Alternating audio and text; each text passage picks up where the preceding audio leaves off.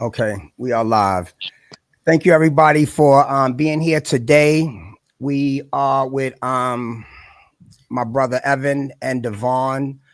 This is AI News with AI Erik, and I'm not even going to do the big introduction like we would normally do because this is a very important topic. I don't want to waste no time. I want to give shout outs to my guy Stephen Pullum for actually putting this together. We might have a sister that might pop up during she was supposed to be a part of this. So you guys know me, a lot of you guys, some might know Evan, some might know Devonne. This is going to be recorded. So I want to introduce myself. I'm Erik Khan, AI Erik, and I'm an AI guy. I'm all about AI literacy. I'm all about trying to promote AI literacy, particularly in low income neighborhoods, Black and brown people. I started off with this in November 2022 when ChatGPT came out. I wanted to start a consulting company and and be selfish and make some money and use AI because I seen what it could do even at that time before the text to image came out. It was just text to getting a little paragraph, and that was amazing for all of us. And then it wasn't until I looked and seen and started understanding from McKinsey and Company the median wealth, the median income in America. And I couldn't believe it, to be honest with you. I just couldn't believe it was so low for Black and brown people. And then when I started understanding what this AI thing really was and where it was going and how it was going to affect this median wealth thing is when I changed my whole concept of where I'm gonna go with this. And I decided I'm gonna educate people to wake up, because if we don't, we got a problem. And across the way, I ended up meeting people. I met Steven, and Steven is who connected me with Evan. And everybody who's looking at this, Evan is definitely so far from what I see dedicated to this. It seems like every day he's just like, there's some of us like Stephen Pullum who actually just really spends our whole time. Like, I have a job, so I got to do my 8 hours, but when I get home, where I'm sitting right now is actually my living room. I don't even have a living room because this is when I wake up Saturday mornings, this is where I'm at. So this is my life, you know what I'm saying? And then we got Devonne, who Stephen speaks of highly. What I'm going to do right now is I'm actually going to read Evan's bio that I actually put together for him. So Evan is into AI governance, and he's a cybersecurity strategist. He's more into cybersecurity than AI from what I see, but it all blends together because he's a cybersecurity guy for AI. He knows the old legacy systems, but man, we passed that. You know what I'm saying? So for all you IT guys that, just I'm IT, we ain't never going away, are either the cybersecurity guys who learned that on legacy systems, y'all better wake up and get into this world of AI because you won't lose your jobs like everybody else, So Evan is a leading voice in AI governance and cybersecurity with deep expertise in e-discovery, forensic tech, and cloud systems, holding top certifications like IAPP, AIGP, and Relativity Master. He's known for challenging conventional cybersecurity thinking, especially when it comes to AI agents. From writing disaster recovery manuals to advocating for zero trust authentication and identity first models, Evan brings a critical forward-thinking perspective to the risk and regulations shaping the AI landscape. That's you? That's you, Mr. Benjamin? That's me, sir. Thank you. Yes, that's me. me. That's deep. That's deep. So Devonne Mayrant, cloud security architect and AI infrastructure strategist. Devonne is a cloud security engineer and solutions architect specializing in DDoS mitigation, AWS Shield, IAM, and WAF technologies, based in the Bronx, New York, New York. Devonne brings a practical infrastructure focused lens to cybersecurity, designing resilient systems that balance scalability with zero trust principles. With a background that includes military service as a Navy registered nurse, U.S. Navy registered nurse. He understands mission critical environments and the human impact behind digital defense. His work sits at the intersection of AI infrastructure and cyber resilience. So, first of all, I think that that for both of you guys is incredible. This is what we're missing today, particularly Devonne. He's young, and we have to have so he can be one of the ones that actually bring people in. Because sometimes what I find is young people don't like to listen to us. You know what I'm saying? Unless we got something to offer, and they be like, yo, y'all dudes is old. We don't want to hear that. You've been doing this all your lives. That's just how a lot of people, but him, they're listening to him. So he's one of the ones we got to get to be able to, you know, wake these young people up because listen, yo, man, we all know artificial intelligence is like a two-edged sword. It's a good thing and it's a bad thing. It's so many good things that can come out of it. And there's so many bad things that can come out of it. Why? Because of the hands that it's in. And I believe that's the only problem we have with artificial intelligence. So I'm going to get to the first question, and I want both of y'all to answer this. And then I have 3 questions apiece for both of y'all. And then we could kind of freestyle because we were supposed to have the young lady in. That would have took up some of the time. This question I have is basically for what's going on with the policies and them trying to have the states not police artificial intelligence companies for 10 years in America. And some of them feel that it will be roadblocks if that happens because we're trying to compete with the world and that will hinder us. And they say the same thing about information, particularly they're trying to now go after the copywritten information. Like whatever excuse they make. And the bottom line is they're trying to take away. I just watched a video on Manus, how they just incorporated VO3 and they showed the video where they literally named about 8 movie directors and took their styles and showed videos. And my question is, did they warn them? Did they get paid for this? So my thing is, we're at a place now, man, where like, what's going on? Like, how will that affect things? Evan, I want you to answer this first, because how will this affect things?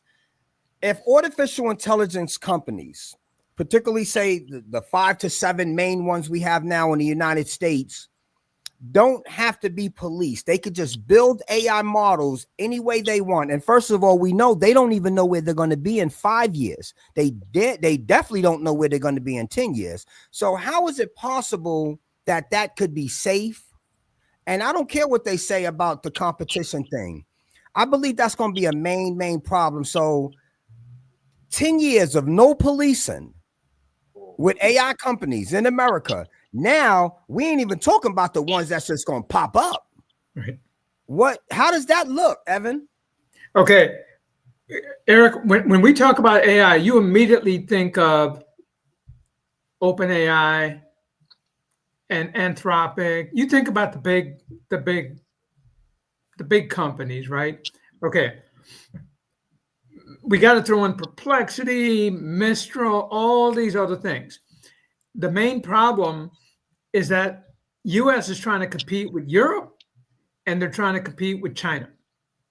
So we're trying to compete with countries who already have their own good governance regulation. So Europe's got the EU AI Act, and Europe has the GDPR. They know how to regulate. Our concern here is that they over-regulate and they're stifling innovation. That's our concern. So now you got to ask, Eric, these companies that you talked about, they're operating here and Europe. They want to stifle regulation here because they think it's gonna kill innovation. They're the ones who still have to face regulation in Europe. How are they going to stifle that regulation in Europe? So you see the same people who stifle regulation here now try to stifle regulation in Europe. So OpenAI tried to get the EU authorities to, to tamp down on the regulation. Can't do that. You can't do that. So the danger is if you stifle regulation here and you ban states from policing, these companies think they're going to take the same power over to Europe and China and do the same thing. But they're going to be hit with worse regulation over there. So they're seeing how much they can get away with over here. Now, that's the whole thing. Do you guys think that regulation kills innovation? That's the whole thing.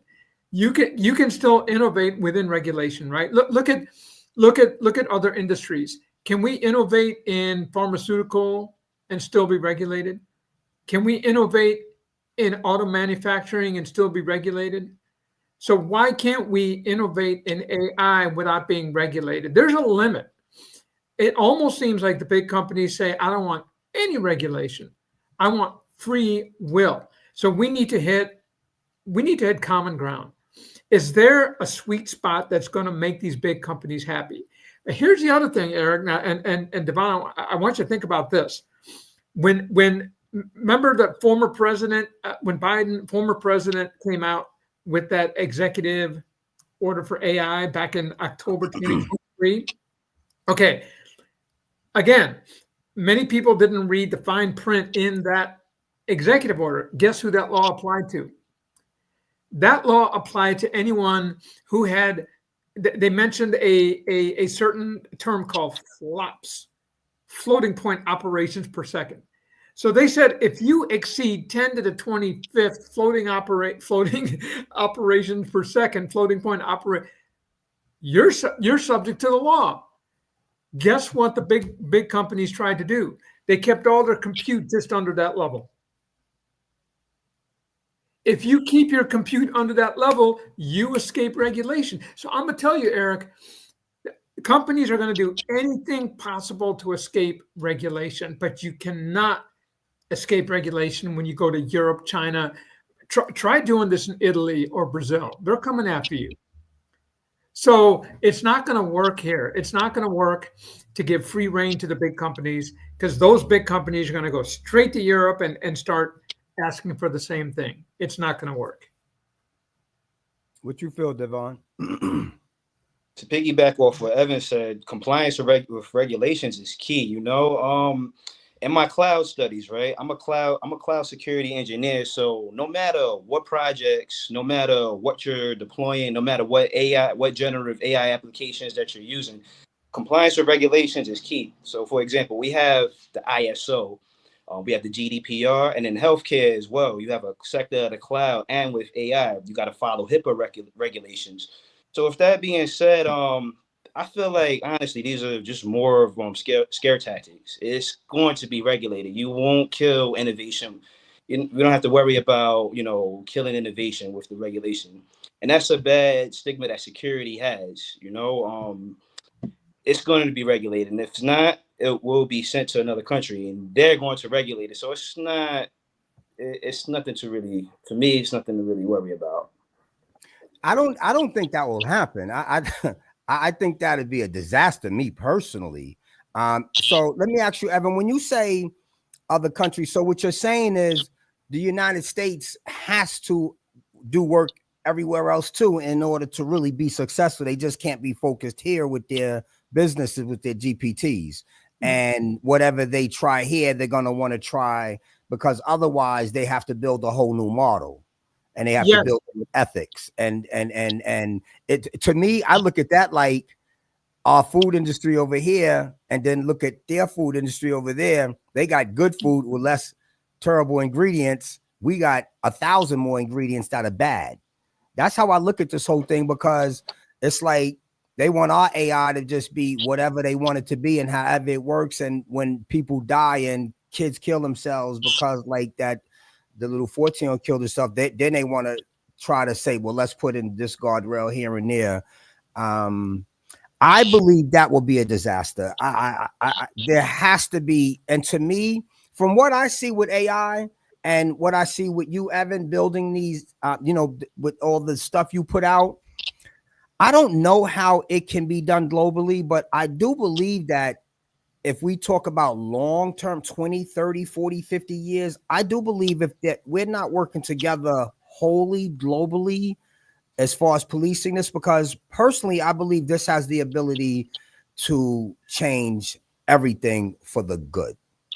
I believe in the healthcare industry, it's already showing that. Statistically, it's already showing it can help businesses.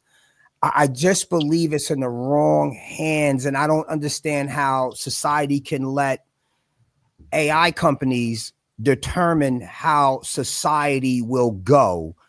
Even if they're not 100% sure, they can't even tell you what will happen in 5 years from now.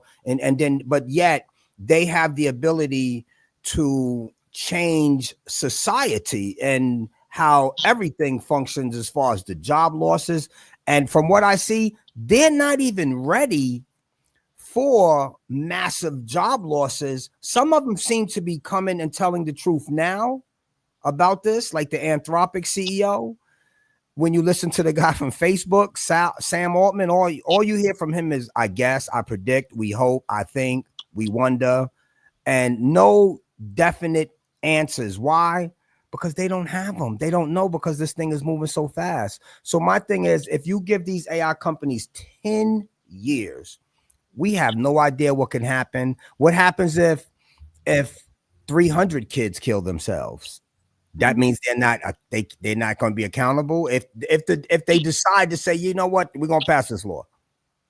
Yeah, but Eric, you gotta think about this. Does OpenAI come out with ChatGPT America and ChatGPT the Europe version, or do they come out with ChatGPT? They only came out with one ChatGPT. So students in China are learning the same ChatGPT that we're learning. If you're going to have one LLM, that's going to be regulated in multiple countries. So the only thing, the answer to your question, come up with different country versions, different specific versions for each country. Then you can abide by European laws or Chinese laws or anything. And then you can worry about doing your own thing here in this country. They only come up with one model that they want to deploy in multiple countries. And that's why you can't escape that, right? But be careful, because I think that Eric and Devonne, we got to be careful when we talk about LLMs versus agents, because right now we talk in LLMs. We're talking large language models. We haven't even talked about agents or multi-agents. I don't know how you're going to regulate that, because they run on top of LLMs. So you take away the regulation for LLMs, you take away the regulation for agents, and wait till you see what the agents can do above and beyond the LLMs. Devonne, you worried about cloud security for LLMs? Wait till you see what the agents can do in the cloud. Because even though we're going to have humans in the loop, how often are we going to have that? We got to decide how often do we need human intervention, because these agents are going to be running 24/7. So at what point do the agents escalate and say, I need a human? So this is the problem. And Eric, you talk about, if you read 5 different reports on job loss, you're going to get 5 different numbers and statistics, right? Because all the OpenAI and all the other companies, they're racing toward artificial general intelligence, AGI. But other organizations say we're not near artificial general intelligence. So corporations are going to read 2 different reports and say we're going to lose. One report came out and listed 48 job categories that we're going to lose. But if a CEO reads that and then reads another report that says you're going to lose only 10 job categories, who is she going to believe? So this is my thing. We got to standardize on these statistics. And someone even suggested, can we have one global AI governance law? One global AI governance law. And the answer is no. It's just too fragmented. It's too sectoral. No, the answer is no. So what do you think? What you think, Devonne? Yeah, again, with a lot of you just got to take into consideration, right?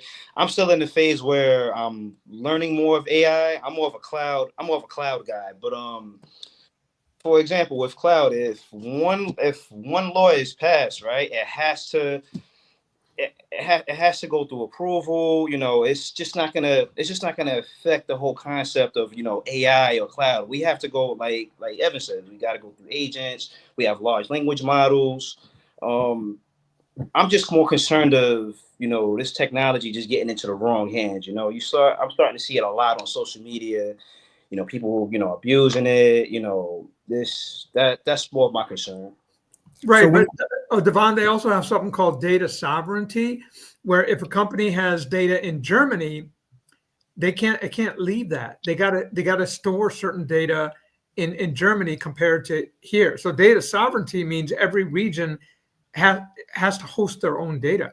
So if you're in the cloud and I'm hosting data in AWS, and I got offices in Germany, and I got offices in China, and I got offices in Mexico, and that data can't leave those regions. That's a problem, right? So that's why I'm saying those data is subject to different sovereignty rules. Have you come across that where people host data in different regions under different rules?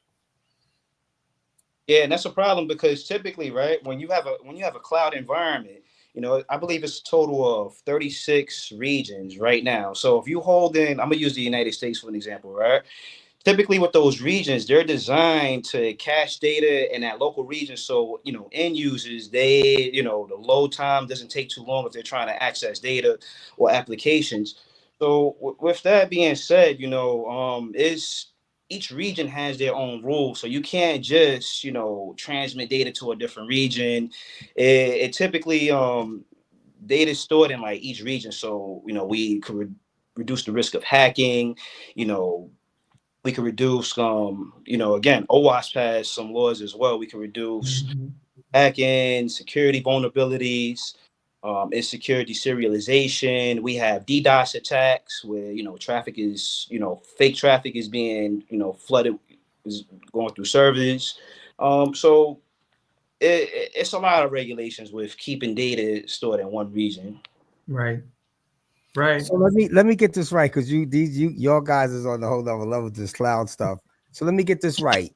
I got a big company in America, but I'm also in 4 other countries. Right. And I need to get all my data to me where I'm at as the CEO. Right. I can't do that with AI. Just say, yo, send me my data from all these other countries. However that data is however that. Yeah. Go ahead, Devonne. But typically that data is going to still be in that region. You can still access your data from other regions, but because it's in a different region, it could take, you may have a longer load time. Okay. Right. And Erik, you can't transfer.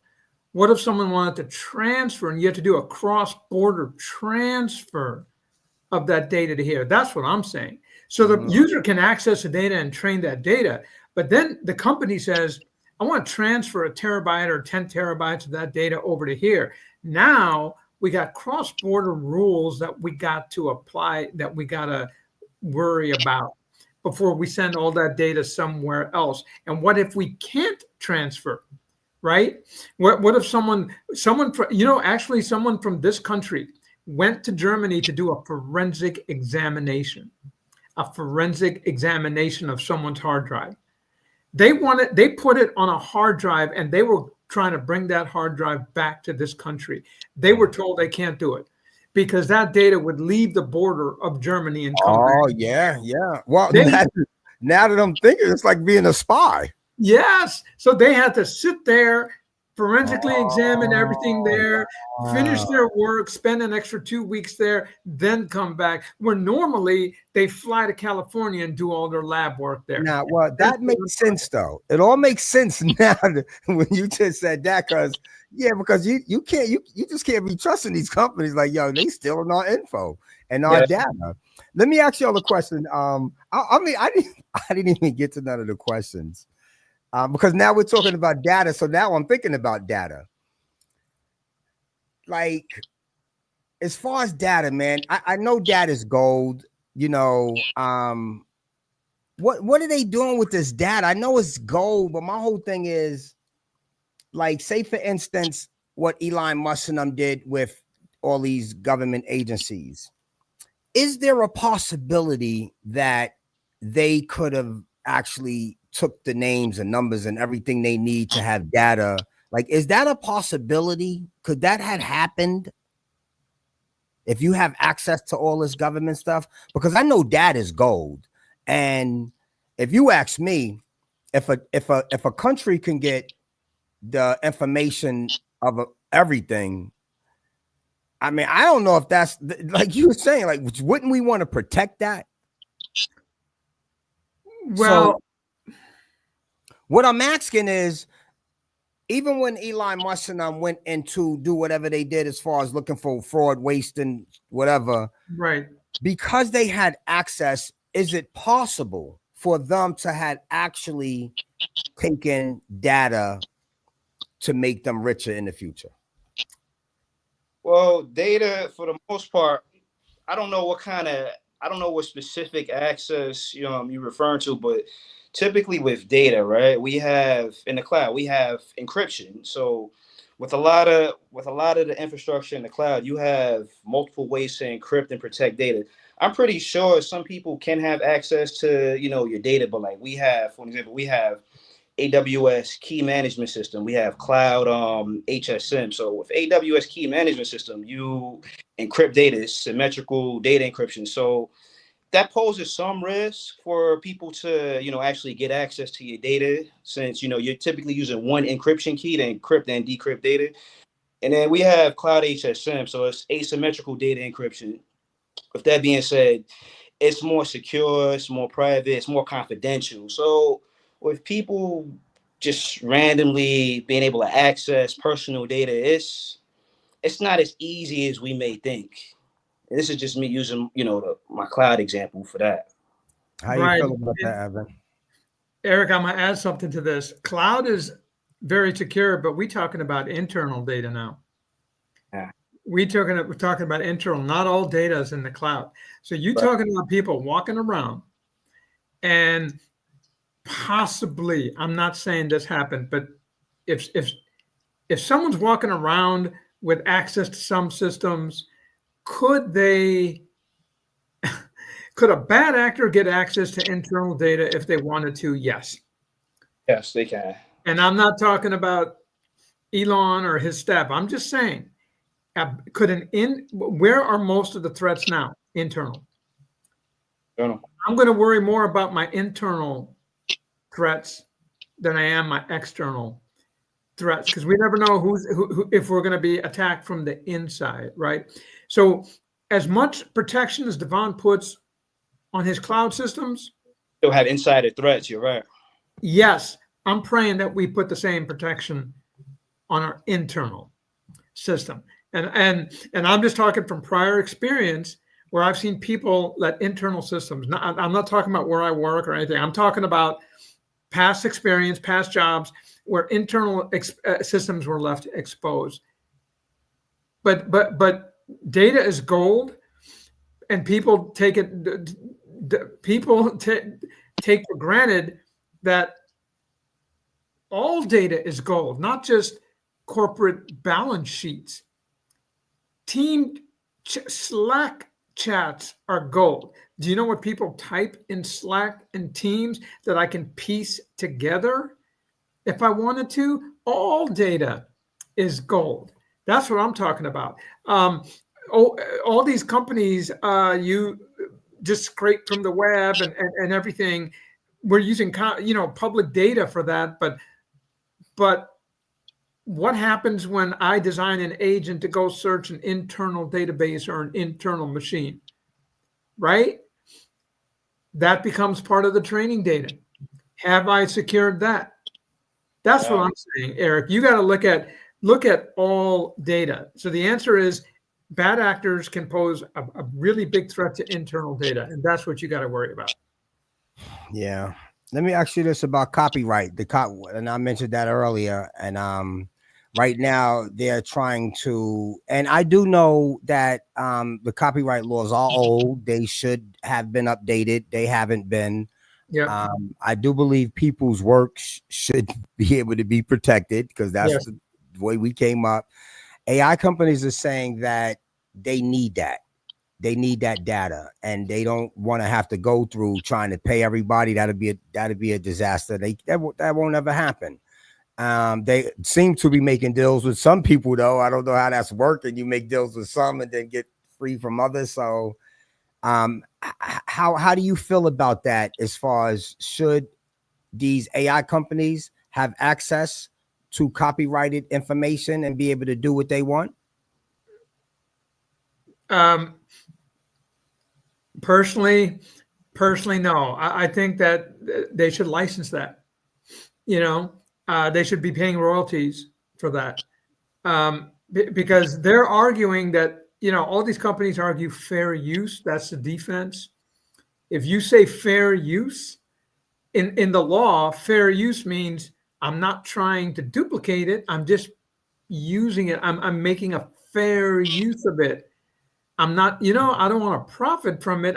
But in actuality, if I'm training the data and charging $20 or $100 a month, I am making money off of that. Yeah.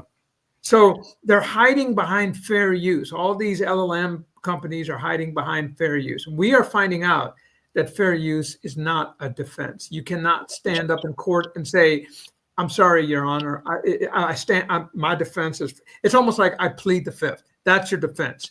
So Sam Altman, not to cut you off, but Sam Altman was asked, is it possible to build a system that will allow the artists in whatever category they're in, when a prompt uses their name to build something, like, is it possible for them to get their little royalties or whatever? Which I know it is. We know it is, because they can make anything happen.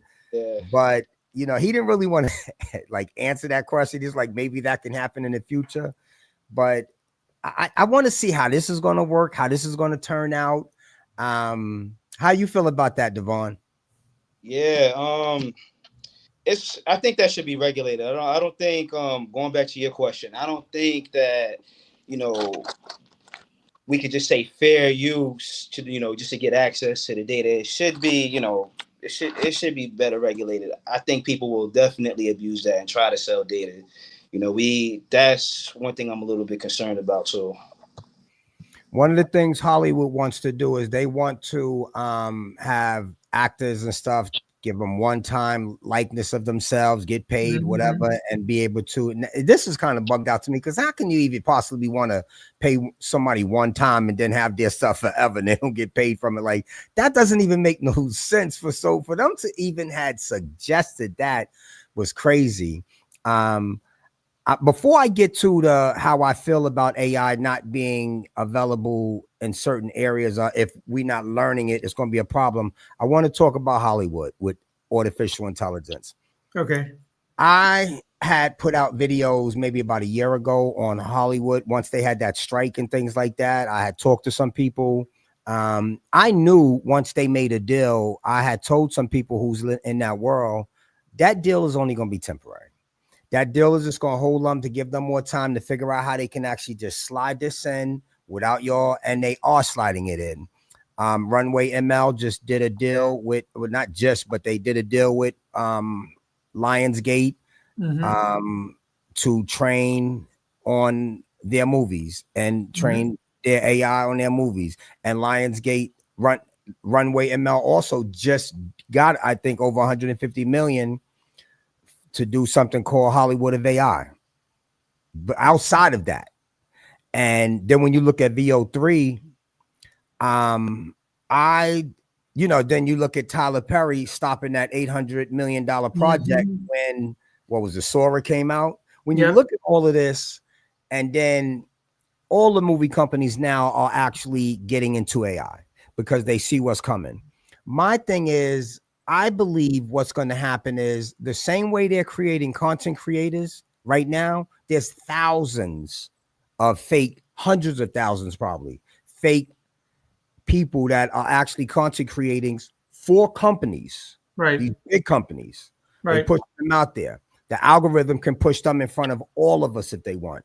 My thing is, in Hollywood, from what I see with these videos, I believe personally, they're not going to need people, period. They're not going to care how much you complain, because I believe they're going to create fake AI actors that's going to become movie stars. Because from what I see, how AI is, they could do anything they want. All they got to do is create an algorithm for it. They can slowly bring you in. I don't care if they do it over the next 3 years, and slowly they can walk this right. And what they do is, for me, is they do it right in front of our faces. They don't hide none of this. You know what I'm saying? Yeah, but Eric, it's not just faces; it's voices. All they need, Everything. all they need is to clone your voice, and they can use that for anything and have you say anything. So they clone your face, your voice, everything. Now, I don't believe in this one time thing. You get paid and then you can use it forever and ever and ever, because that doesn't make sense. It's not. It's just, it doesn't make economic sense. You should get paid every time Not at all. you see your face, right? You know what I'm saying? You just imagine seeing yourself in a movie that's a blockbuster and you ain't getting a dime off it because you got 3,500 a year. Well, not only that, what if you see yourself in a bad movie and you say, "Oh man, that was, what if you've been seen in a bad light?" That's just let me tell you what I do with these. I have videos, and what I tell people is, you have to do the same thing they're doing.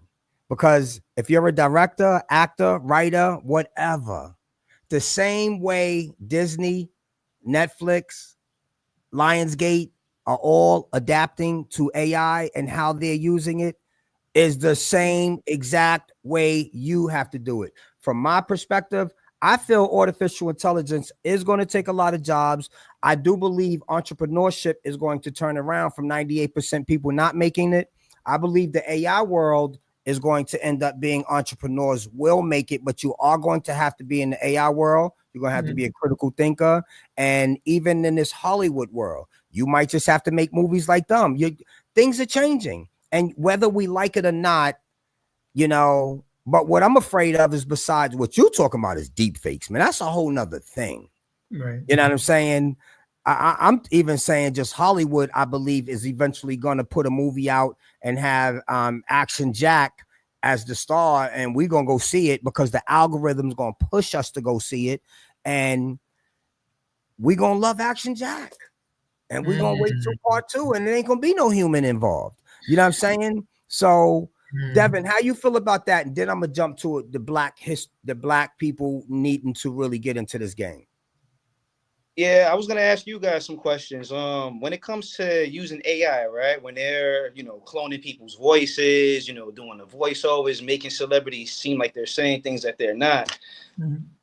How do you guys feel about that? I think that's gonna cause a lot of legal issues in the future with, a lot of these false accusations going on. A lot of the he say, she say stuff, and now we have this, we have the AI technology. I was just getting more concerned about that as well. Like, I remember one time, it was during the it was during like the NBA finals. I saw something where they made LeBron kind of got into it with Stephen A. Smith, and then they LeBron's face, and they made it seem like he was, basically throwing his brother under the bus. And I was like, that's AI. But it's so hard to tell. That's like, this could have got LeBron in a lot of trouble. So I'm thinking of the future issues that a lot of celebrities could encounter in Hollywood. What can happen? Let me let Evan take this second because he's a pro on this. I'm gonna give my little 2 cents. Okay. I believe deep fakes, I believe, definitely are going to be a problem. But I know in Westchester County where I live, Ken Jenkins, the legislator, just actually passed a deepfakes law. I don't believe that's going to stop the bad actors. I believe they're going to do what they're going to do.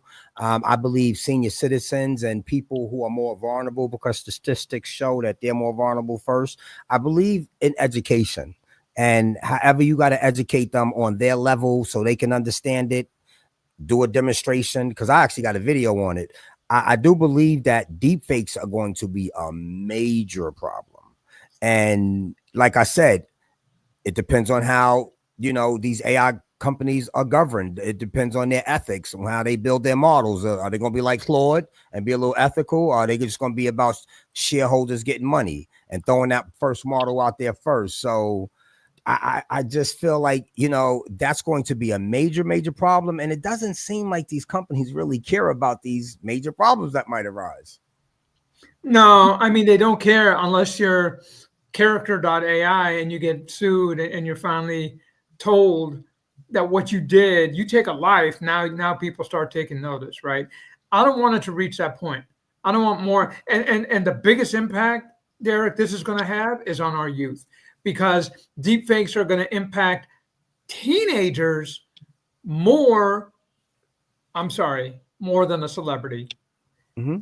And I'm more concerned about the impact on our teenagers, our youth, because a celebrity can fight back. Yeah. Celebrity has money, they can fight back. Even Mm-hmm. a politician. Now, you and I might be fooled as citizens as to what a politician said, but I believe that may be stopped in time. But you're not going to stop a deep fake from ruining a teenager. Right. It might be That, too late. It just takes my one concern. moment. Yeah. All it takes is one moment. Yeah, the deep fakes. Yeah, I was going to ask Devon something. I was thinking, I forgot. We was talking about the deep fakes. I forgot what I was going to ask you. That I was trying to jump off on what we was just saying. I love I you. can't even. I just Go I look ahead. at. Say that. I couldn't hear you, Devon.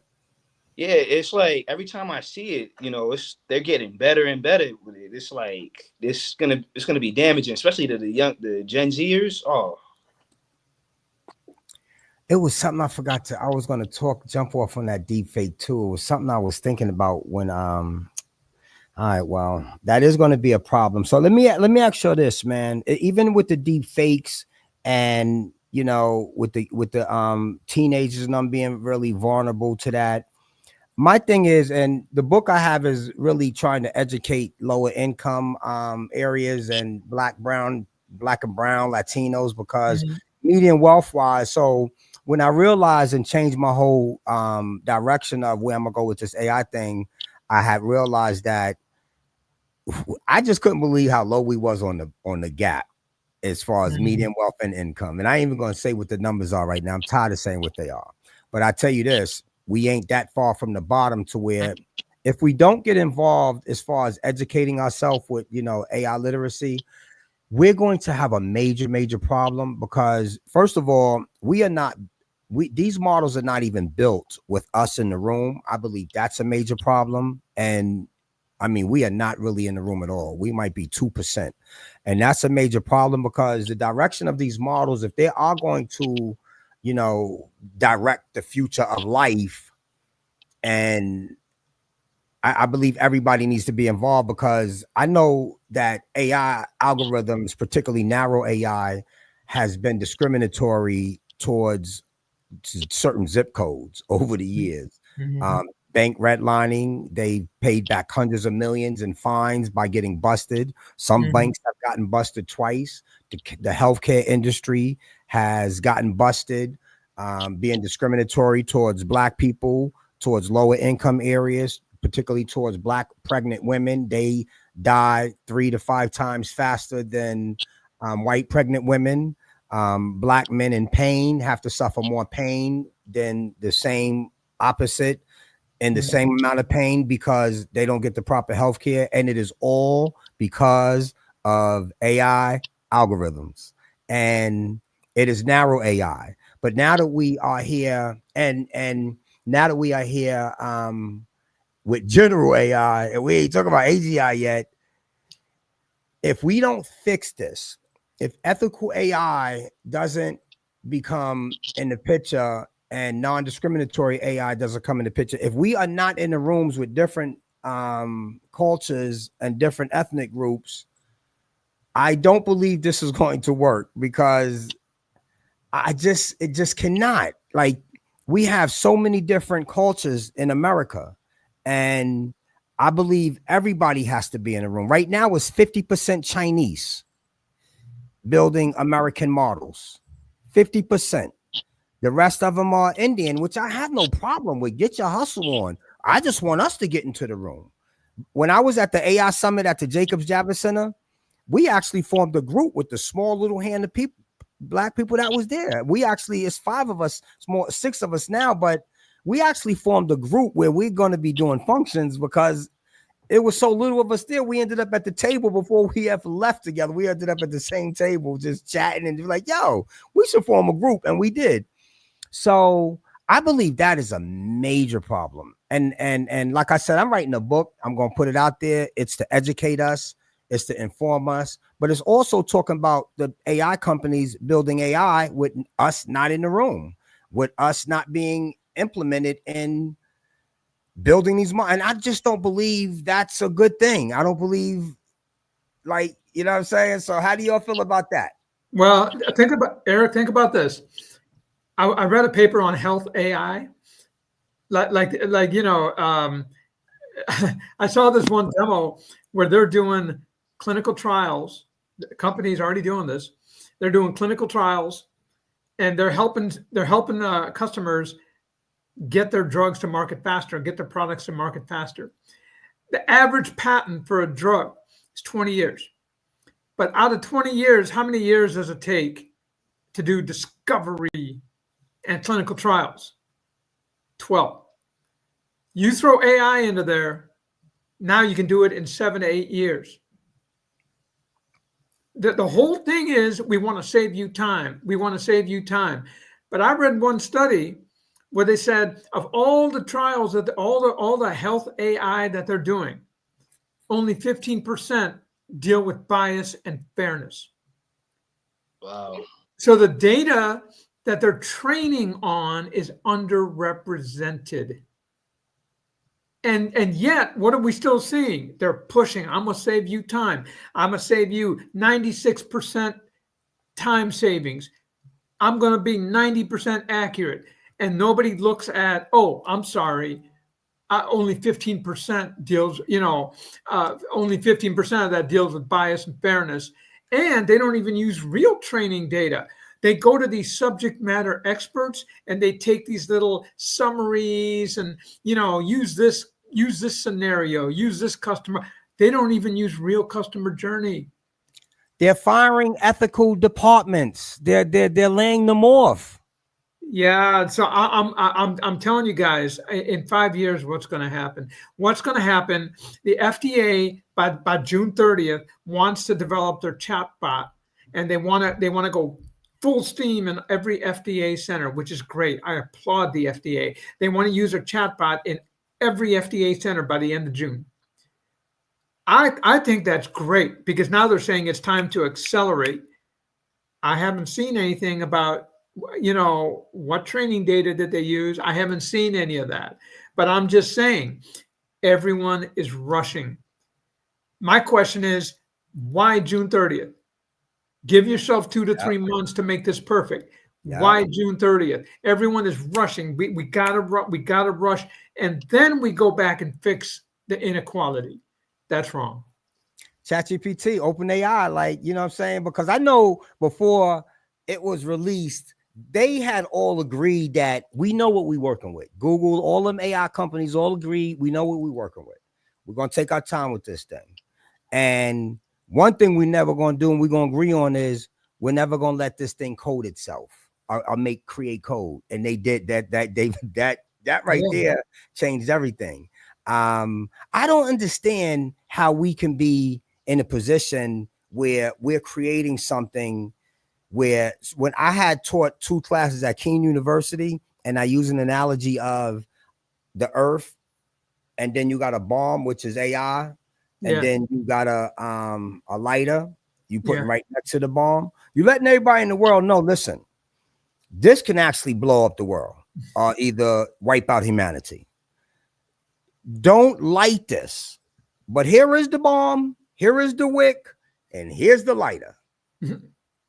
And we don't know what you bad actors can do, but we just hope you don't do the inevitable. But the whole thing to me is, how can we actually position ourselves for real, as humanity? How can we literally put ourselves in a position to where we create our own demise? I think the main issue too, awareness. A lot of people just don't know about, AI.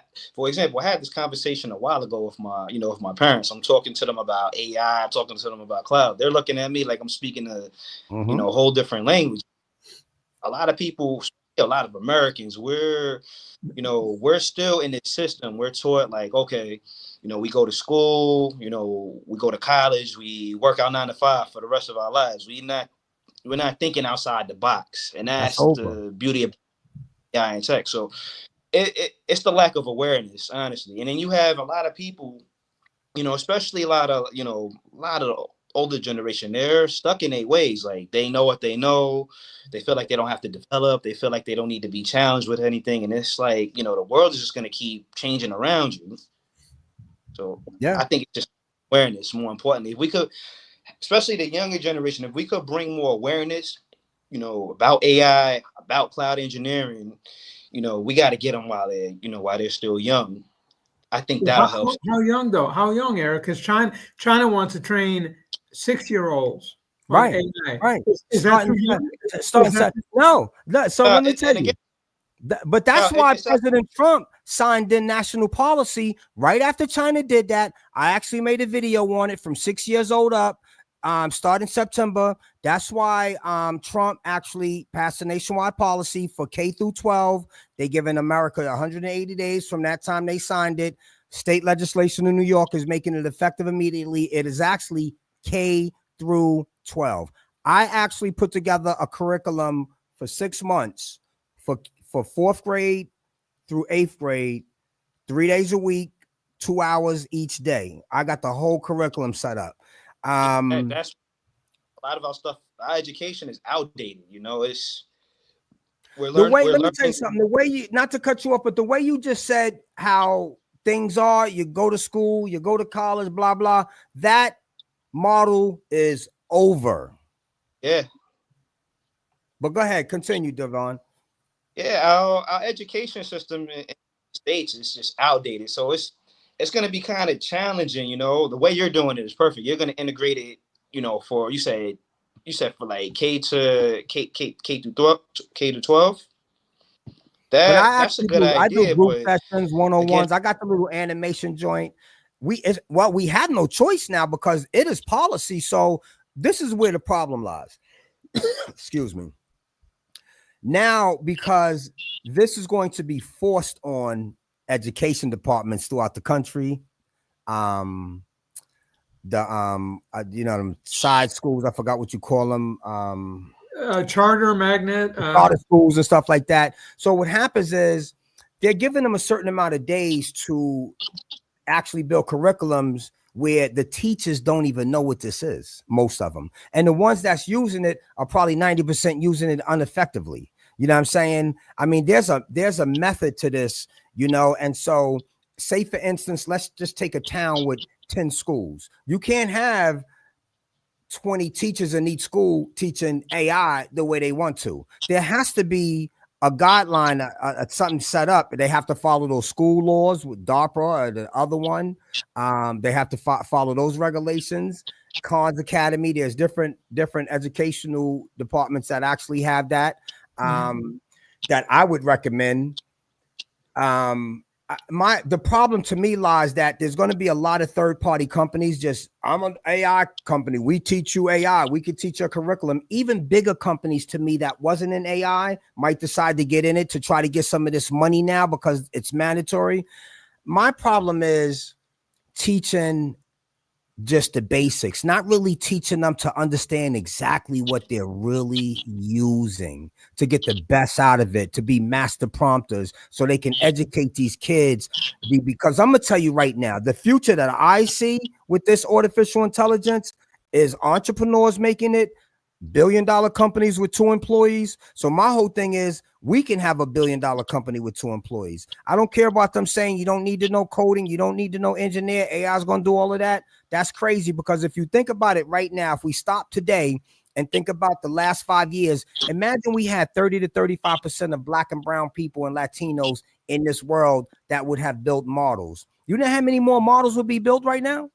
You know how many more spectacular things would be built? So my thing is, we have to end up getting into this world and becoming builders in this world, becoming, not just using their models. We'll never be successful by using their models. Particularly, they're going to be putting free models on people that don't really understand tokens and parameters, because it ain't gonna be no $20 a month where you get access to everything. That's stop it now. You don't even got sites now that's giving. ChatGPT told me the other day, come back at 11. Right. I was all day.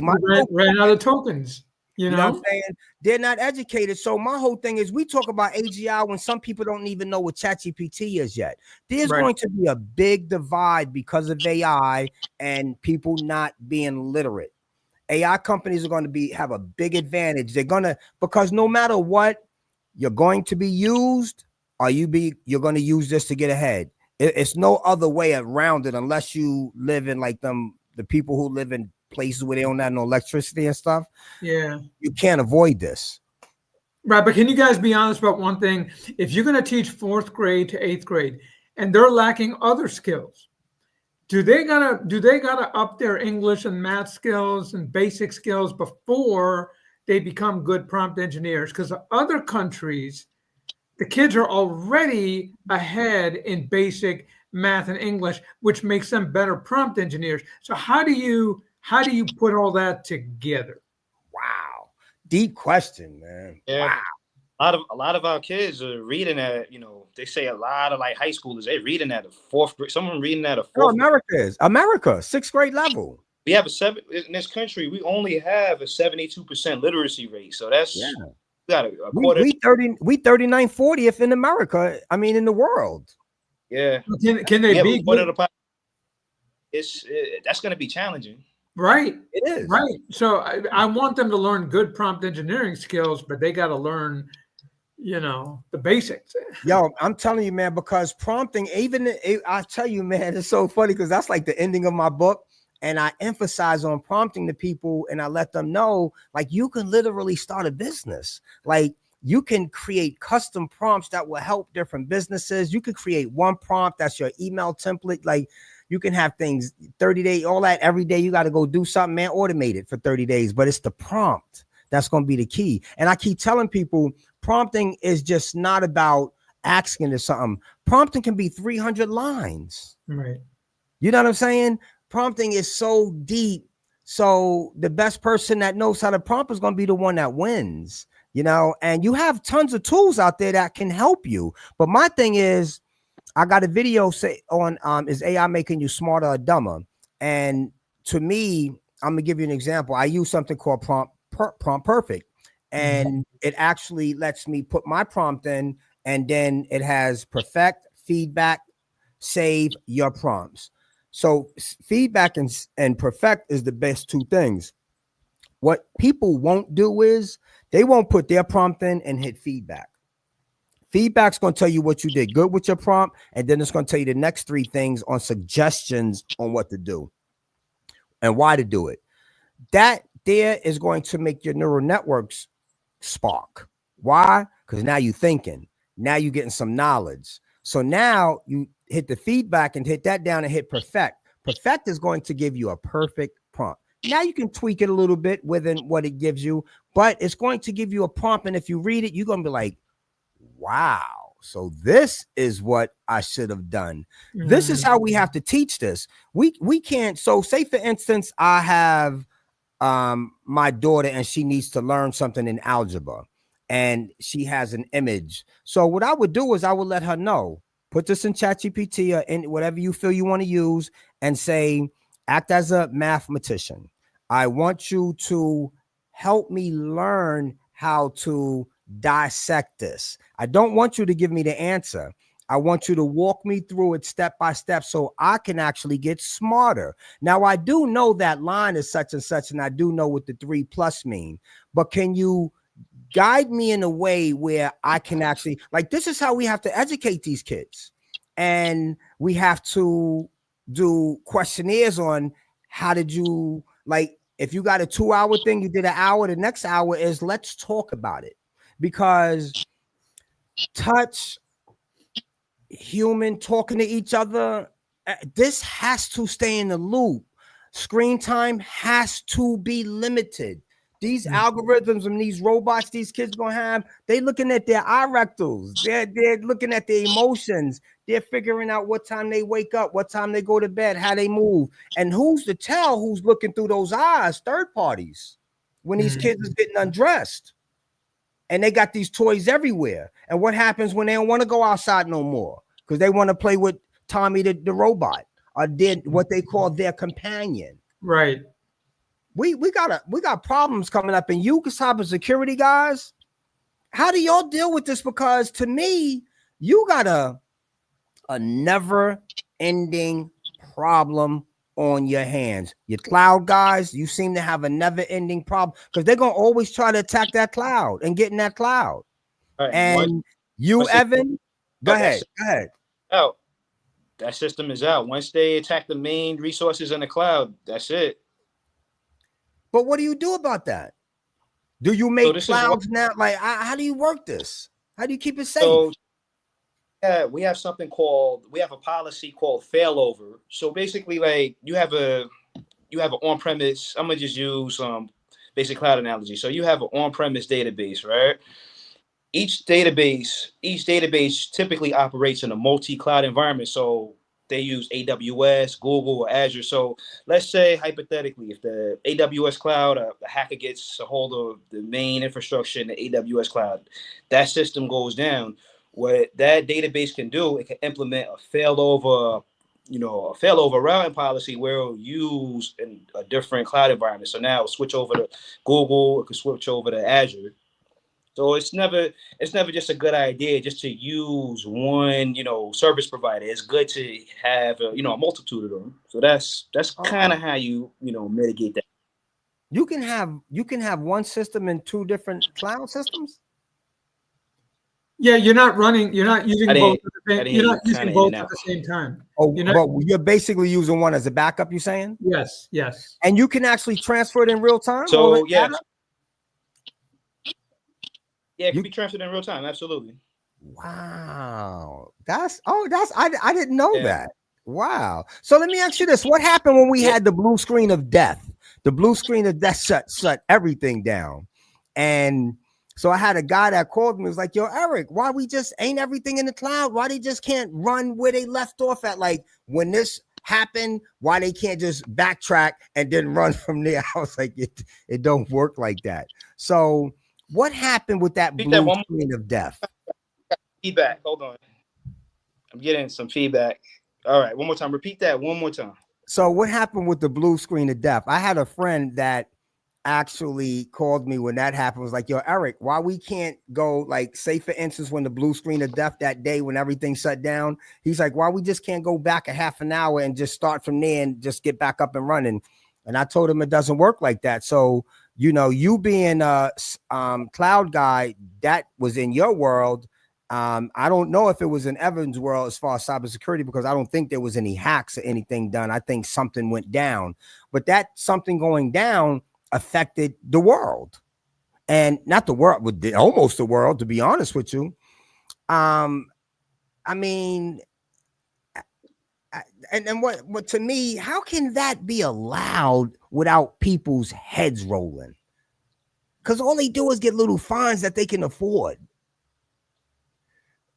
But you remember that, the blue screen of death?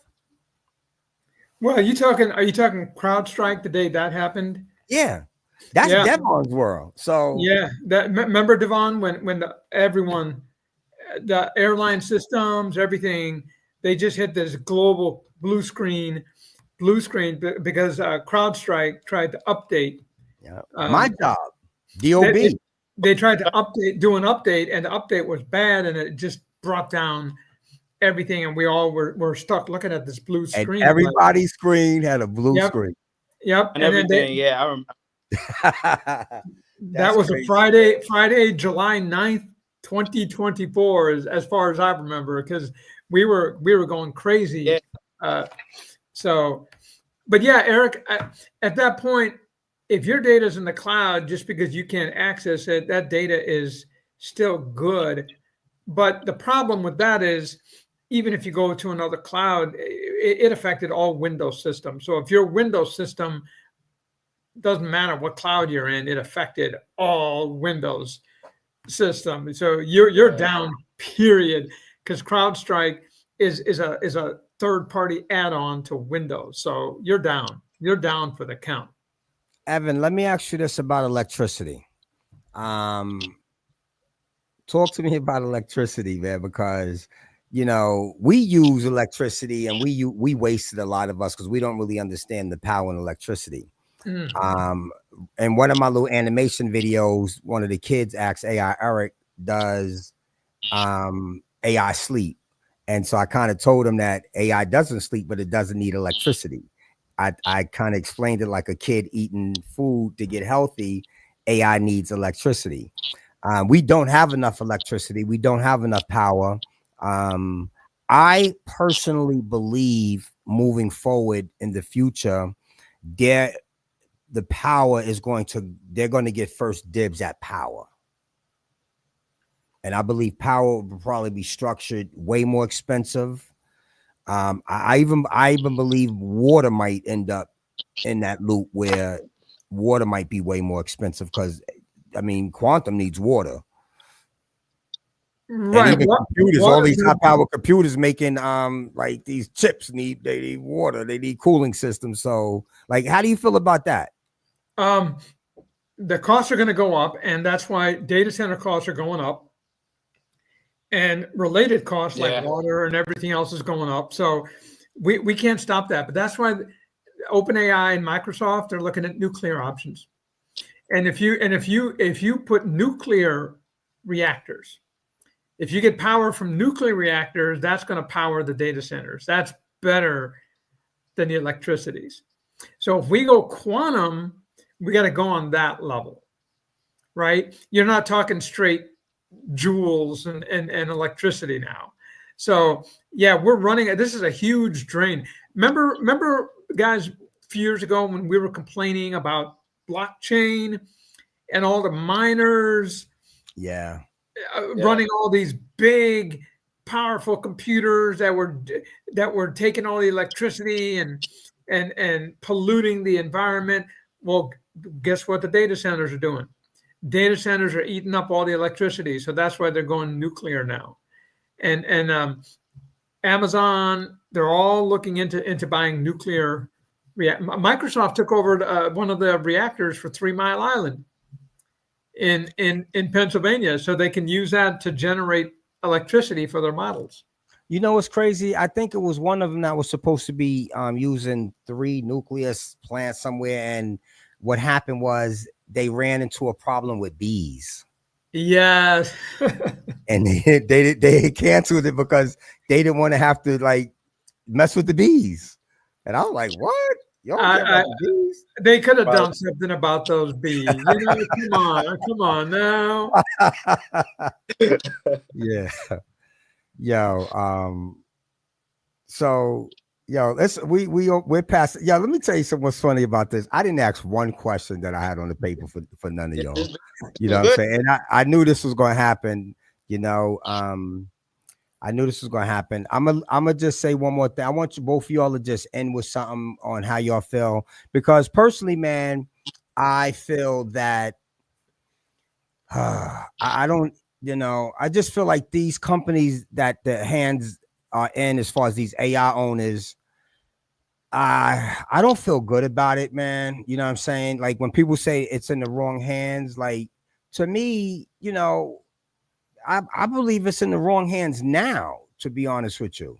You know what I'm saying? I mean, as far as in the United States, seems to be the only AI that kind of still cares about ethics and what comes out of their outputs. And I ain't saying none of them would just put anything out there and let anything out come out, but they're moving so fast and society is so far behind. Just like you said, Devonne, people are not ready. They don't know, but these AI companies don't care. Why? Because at the end of the day, if you ask me, they're not going to need them. Because once these angelic agents come out and they do work properly, all I'm gonna do is tell my agent, listen, I need to go to LA tomorrow, book me a flight with Delta. Oh, you know what? By the way, when I get to my luggage, have an Uber outside waiting and book me a hotel, 2 beds, non-smoking.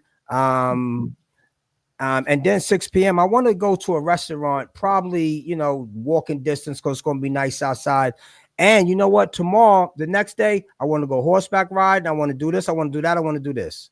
My agent has talked to everybody else's agent. So whoever doesn't have an agent, they won't get to sell. Now that's on the big level. Let's go to my little small town in Mount Vernon, 4 square miles. You got 2 bakeries on Sanford Boulevard. One has a chat bot and an agent, one don't. I'm back to my agent. Listen, I need to order cake for my sister's birthday. Little level stuff, little small business. Yeah. Who my agent gonna call? It ain't calling the person that ain't got that's secondary. But they don't really want to talk to a human. Why? Humans are stupid to them. And they'll tell you that now. Yeah. They'd rather talk to an agent. So my thing is, if you ain't in the AI game, you don't got an agent. You know what I'm saying? So I just believe we have to get educated. You know what I'm saying? And if we don't, and Evan, when I get my book, I hope you help me push it. I will. I want you to know, first of all, I want you to read it. And I want you to like it. I don't want nobody to be like, yeah, I don't like it, but I'm gonna push it because I like Erik. Like, nah, read it. Give me your honest opinion. Thank you, brother. You know what I'm saying? So that's my last little thing for everybody. I want y'all to learn AI. You know what I'm saying? I am going to end on my website, but Devonne, tell me how you feel. We got to do this again because I didn't even look. I got questions I wanted to ask you guys, 3 apiece. And with the young lady, she would have got 3, and I never got to none of them. And I knew that was going to happen. You know what I'm saying? I knew that was going to happen. But I thank you guys for coming on to AI News with AI Erik. You know what I'm saying? I thank Stephen Pullum for actually letting this happen. We definitely got to do a part 2 because we never got to the questions. Yes. I never got to the questions. And I'm going to show y'all, just so y'all know this is real. One of the questions was for Evan Evan, you've been vocal about the blind spots in traditional cybersecurity when it comes to AI agents. See, I know you be talking about the AI agents, especially the need for identity, first models, and zero trust frameworks. If you were handed a blank check and a global stage, what would the ideal blueprint look like for securing AI agents, but before they become an autonomous threat? Wow. You know what I'm saying? I had questions for him too. That's what I'm saying. I had 2 more because I wanted these questions to make you think. You know what I'm saying? But we're gonna do it. We're gonna do a part 2 where I'm gonna get to the questions. Okay. You know what I'm saying? Because we need to, yeah. But I thank you guys. Devin, how you feel, man? How you feel about AI? How you feel about cloud security? How you feel about where you are now in this space? I actually, I feel like each day, this is a continuum of studying. When you're in tech, when you're in AI, when you're in cloud, you're constantly studying. There's always, compared to me when I was, doing nursing, this career right here with tech is challenging, but in a good way. There's always a new technology coming out. There's always something new to learn. I feel like to this day, I'm, still learning. I'm learning Terraform infrastructure, also known as infrastructure as code, how to construct your, AWS cloud environment. It's always something new. Like, things are constantly changing. And I think, if we start attacking this early by learning this, we'll stay ahead. We'll stay ahead of the 8 ball. But I just feel bad for a lot of the older people that still don't know what's going on. They have no idea. A lot of the kids are not being taught, they're not being taught it's important. And another issue that I'm having with the education system, there's a lot of these soft sciences in these universities where they come out, They don't learn. They don't know anything in tech. They don't know anything in AI or even medicine. At that case, they're accumulating all of this debt, and there's so much opportunity out here, to get ahead. You just gotta want to have the knowledge. You gotta look for it. Yeah. Yo, as far as when you say the kid parents too, like you can't have. The parents have to learn it too. You can't have your kids learning AI and you still got 20, 30 years. Because then what's going to happen to the parents when 10 years you go to the supermarket and you realize the supermarket just said, hey, Susie, follow me. Because your refrigerator told I always use this too. Your refrigerator told your shopping cart what it needed. And that's what's going to happen in this new world. I don't know where Devonne just went. He just disappeared. You know what I'm saying? So Devonne, you left? Oh man, he disappeared. I don't see Devonne. Yeah.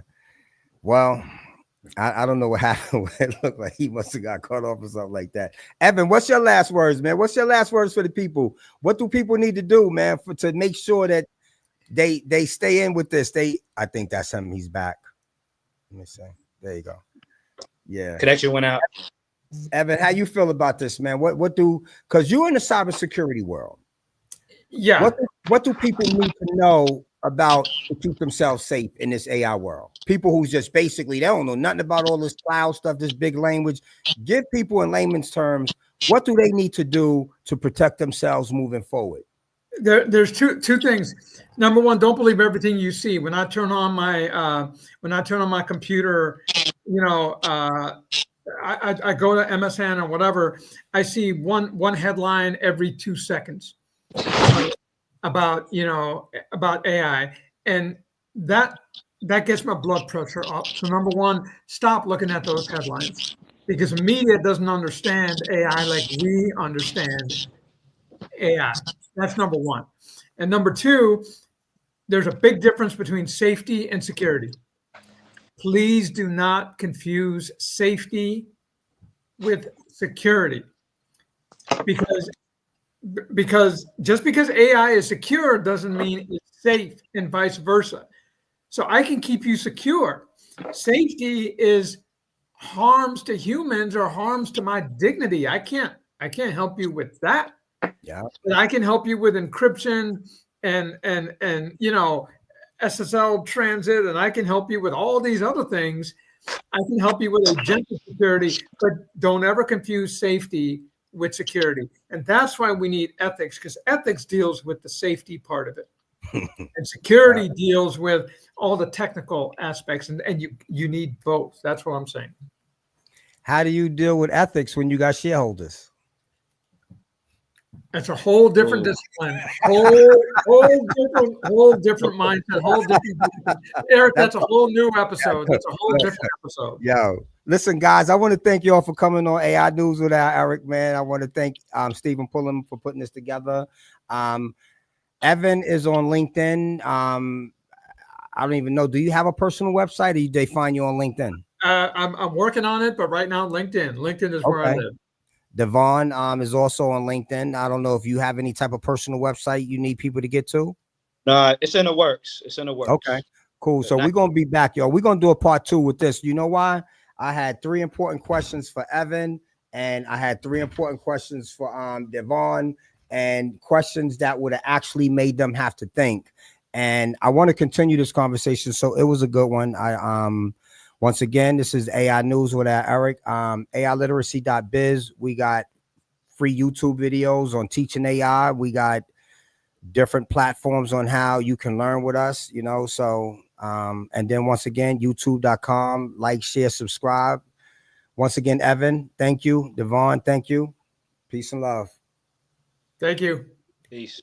Thank you.